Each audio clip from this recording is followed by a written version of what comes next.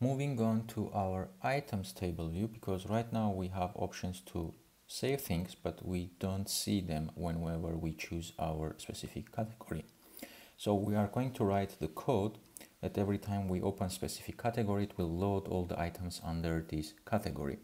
So moving to our items table view controller, what we want to do is under our variables, I'm going to put another var, and this is going to be item array, and this is going to be an array of items, and it's going to be an empty array for now. So this array will be the source of our table view, like the same way we had this category array, which was the source of our collection view. So let's actually get rid of everything here to make our code a bit cleaner. A number of sections, we're going to have only one section, so I'm getting rid of it. Number of rows in section, we're going to do this dynamically, and as many items we have in our array, we're going to return that number here.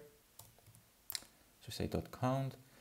This is cell for row at index path. We are going to comment this, uncomment, because we need this.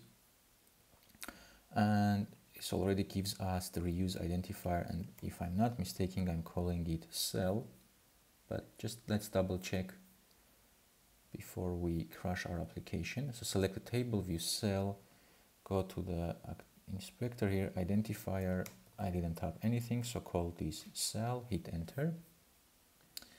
Let's get back, configure cell here. Of course, we are going to do that. What else we have? Can edit row at index path. No, we are not going to edit. This is not needed. Then edit committing style. This is not needed.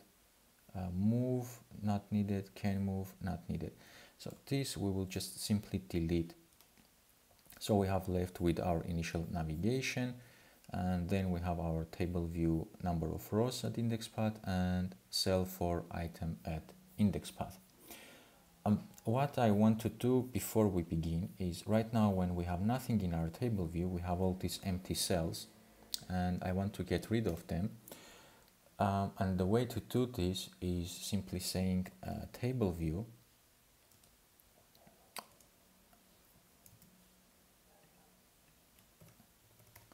dot table view footer view is equals to UI view, and this is going to be an empty view, and this actually removes the empty cells from our table view.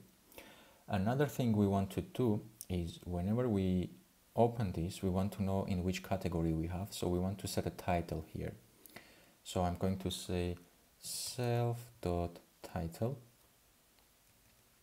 is equals to, and we have access to the category, of course, and I'm going to say category dot name, and this will set our category title. So let's run now, and I'm going to see if our cells, empty cells, are being removed and if we have a title. Let's go to men's clothing, accessories, and no empty cells, and for the camera and optics it works fine. All right, what else we need here is we need to download the category, the items belonging to a specific category.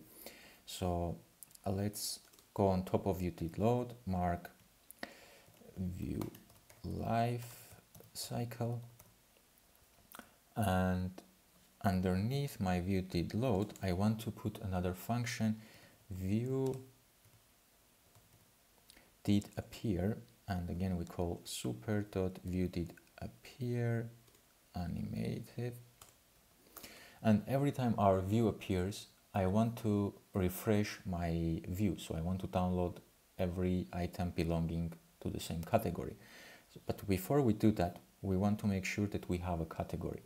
So I'm going to say if category is not equals to nil, and here we are going to say